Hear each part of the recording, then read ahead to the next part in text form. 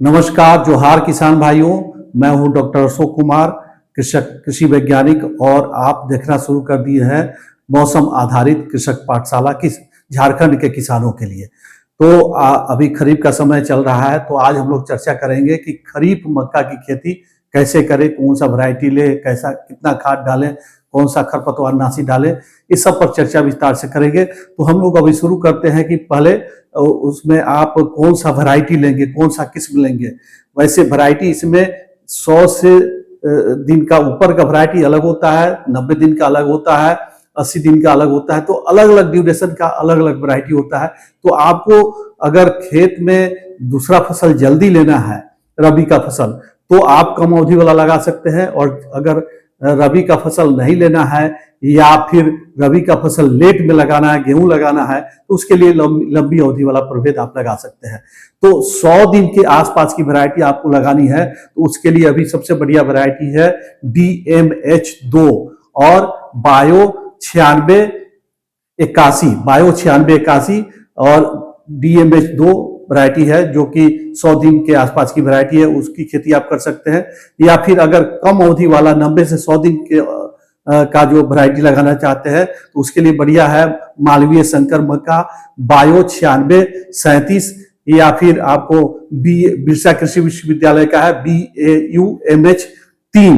तो यह 3 तरह की वैरायटी है, इसको आप ले सकते हैं। लेकिन अगर 100 दिन की वैरायटी आप लगाते हैं तो उसमें उपज ज्यादा मिलेगा, लगभग 30 क्विंटल के आसपास में 1 एकड़ में मिलेगा। अगर आप 90 दिन की वैरायटी लगाते हैं तब आपको 25 क्विंटल मिलेगा।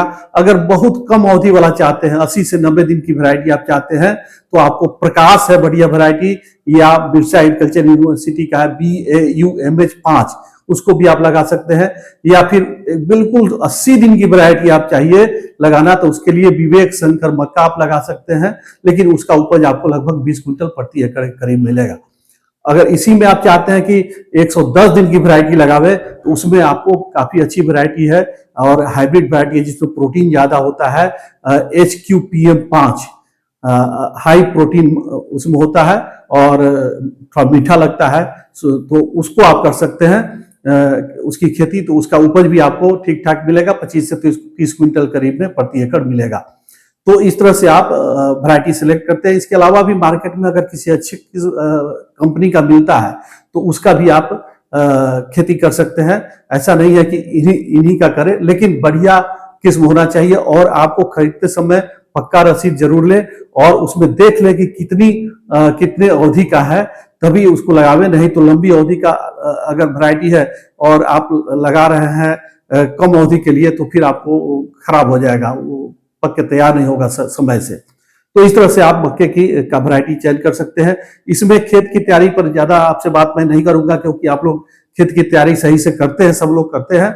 केवल इसमें ध्यान रखना है कि बीज की मात्रा जो है 8 किलो प्रति एकड़ के हिसाब से लगता है। और खरीफ में दूरी जो है वो आपको 70 सेंटीमीटर, 2 फीट से थोड़ा सा ज्यादा लाइन से लाइन की दूरी, और पौधा से पौधा आपको 20 से 25 सेंटीमीटर आपको रखना है। और जब भी बुआई करें तो बीजोपचार जरूर करें। किसी भी फफूंदनाशक का बेहतर होगा कि कार्बेंडाजिम 2 ग्राम प्रति किलो बीज के हिसाब से मिलाकर तब उसकी बुआई करें, तो बढ़िया आपका कोई बीमारी नहीं लगेगा। कम से कम इनिशियल स्टेज में, शुरुआती दौर में आपको बीमारी नहीं लगेगा। अब इसमें खाद की बात हम लोग कर लेते हैं। खाद कितना डालना चाहिए? तो इसमें यूरिया जो है, जो शुरू में आप जो बुआई के समय डालते हैं, उसमें यूरिया बहुत कम लगता है, 35 किलो प्रति एकड़ के हिसाब से डालते हैं। और उसके बाद 50 से 55 किलो DAP डालते हैं। और पोटास खाद, जो लाल खाद आता है, वो आपको 25 से 30 किलो प्रति एकड़ के हिसाब से बुआई के समय डालते हैं।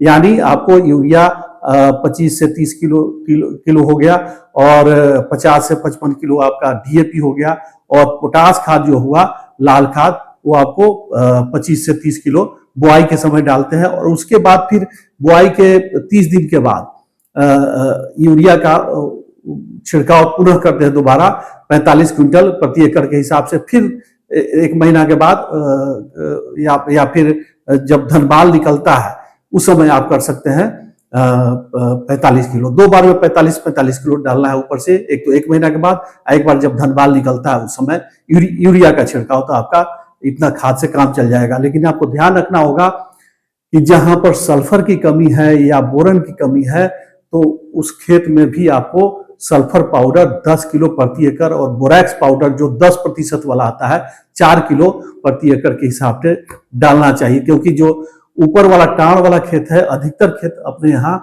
बोरन और सल्फर में कम है, उसकी मात्रा यहाँ पर कम है, तो अगर डालिएगा तो आपको ज्यादा फायदा होगा। या फिर बेहतर है कि आप मिट्टी का टेस्ट करवा लें और उसके आधार पर अगर डालेंगे तो और बेहतर रिजल्ट आपको मिलेगा। इसके बाद जो बुआई कर लेते हैं तो खरपतवार का भी बहुत ज्यादा प्रॉब्लम आता है, तो बेहतर तो होगा कि निराई गुड़ाई करें। लेकिन कभी कभी होता क्या है कि किसान भाई निराई गुड़ाई नहीं करना चाहते हैं, लेबर की कमी होती है, उसके कारण निराई गुड़ाई नहीं कर पाते हैं। तो वैसी स्थिति में आपको क्या करना है कि खरपतवार नाशी का व्यवहार करना है, और उसके लिए पेंडीमेथिलीन या फिर पेंडीमेथिलीन मिल जाता है तो ठीक है, नहीं तो आपको दूसरा दवा है एट्राजीन या सीमाजीन। पेंडीमेथिलीन 30 EC पावर का आता है, और उसको आप लोग 3 मिलीलीटर प्रति लीटर पानी में मिलाकर छिड़काव कर सकते हैं बुआई के दूसरे तीसरे दिन। या फिर एट्राजीन ले सकते हैं या सीमाजीन ले सकते हैं। 80% धूल करके आता है, डस्ट होता है, उसको भी 3 ग्राम प्रति लीटर पानी में घोल के आप छिड़काव कर दीजिए। बुआई आज की है तो दूसरे तीसरे दिन, और पुनः आपको बुआई के 20 से 25 दिन के बाद टेम्बोट्रीन आता है एक दवाई, उसका 2 ml प्रति लीटर पानी में मिलाकर 25 दिन के बाद छिड़काव कर दीजिएगा। बिल्कुल खरपतवार समाप्त हो जाएगा और अच्छा उत्पादन मिलेगा।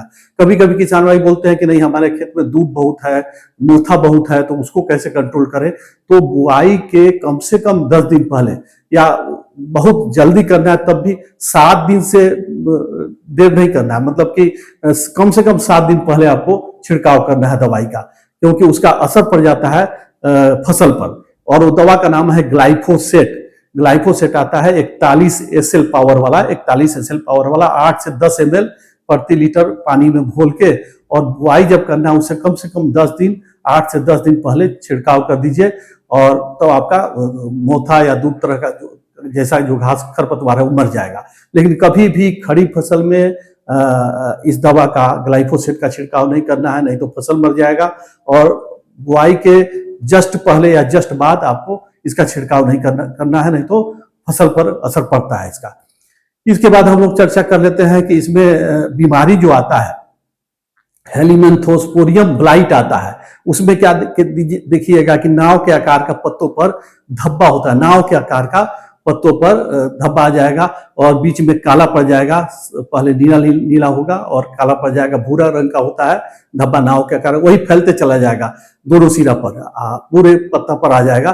तो यह एक फफूंद जनित बीमारी है। अगर ऐसा आपके पत्ते पर आता है तो कोई भी आप दवा ले सकते हैं, जो फंजीसाइड है, जैसे बढ़िया रहेगा टेबुकोनाजोल ले लीजिए या डाइथेन Z78 ले लीजिए। टेबुकोनाजोल से बेहतर रहेगा कि आप जब बुआई करते हैं उस समय फफूंदनाशक से भी बीजोपचार कर दीजिए। टेबुकोनाजोल 2 ml प्रति लीटर प्रति किलो बीज के हिसाब से मिला दीजिए, तब बुआई कीजिए, तो आपको क्या होगा कि ये बीमारी नहीं लगेगा। अगर बीमारी आ भी जाता है तो उस समय आपको डाइथेन Z78 2 ग्राम प्रति लीटर पानी में, डाइथेन Z78 2 ग्राम प्रति लीटर पानी में घोल के और छिड़काव कर दीजिए। और जरूरत पड़े तो 1 सप्ताह के बाद रिपीट कर दीजिएगा, दोबारा कर दीजिएगा, तो बीमारी थम जाएगा।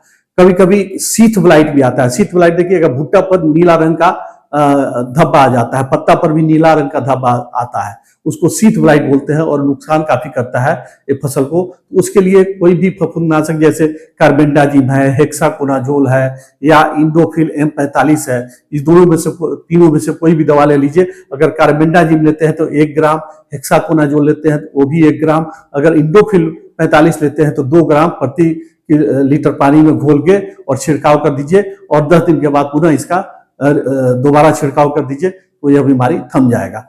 इसमें सबसे ज्यादा दिक्कत क्या होता है मक्का में आपको कि टॉप बोरर लगता है, जिसको बोलते हैं गाभा में कीट लगना, और गाभा में कीट लग के पूरा गाभा को खा जाता है और पौधा बर्बाद हो जाता है। तो उसके लिए बेहतर है कि आप चूना ले लीजिए, चूना जो पोचारा वाला चूना होता है, लेकिन सूखा हुआ चूना, उसको पीस लीजिए, एकदम सूखा रहना चाहिए, डस्ट हो जाना चाहिए। सूखा चूना ले लीजिए, और अगर एक प्लास्टिक का डिब्बा ले लीजिए और प्लास्टिक के डिब्बा में क्या कीजिए कि 1/3 चूना, जो सूखा चूना है 1/3 चूना और 1/3 दानेदार दवा। दानेदार दवा में फिप्रोनिल 0.3G आता है दानेदार दवा, या फिर कार्टॉफ हाइड्रोक्लोराइड आता है 4G, या थाइमेट भी ले सकते हैं।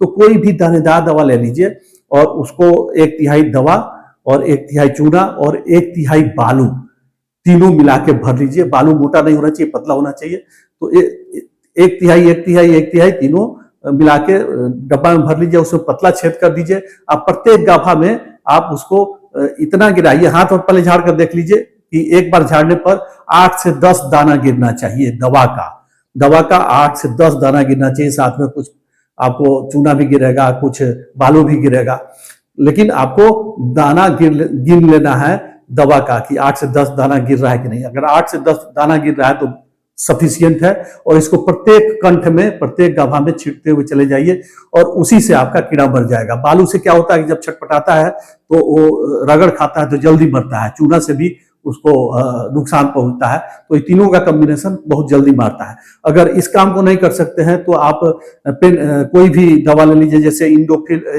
इमिडाक्लोप्रिड होता है, तो इमिडाक्लोप्रिड 17.8 SL करके आता है पावर में, 17.8 SL पावर वाला। उसको 1 ml ले लीजिए, 1 लीटर पानी के हिसाब से घोल के, 1 ml 1 लीटर पानी के हिसाब से घोल के और छिड़काव कर दीजिए, और 1 सप्ताह 10 दिन के बाद पुनः रिपीट कर दीजिएगा, तो आपका ही कीट मर जाएगा और नुकसान से बच जाएगा। यह इसी तरह का कीट आता है फिर जब भुट्टा निकल जाता है, उस समय सैनिक कीट बोलते हैं, और उस समय भुट्टा में घुस जाता है और भुट्टा को खा जाता है।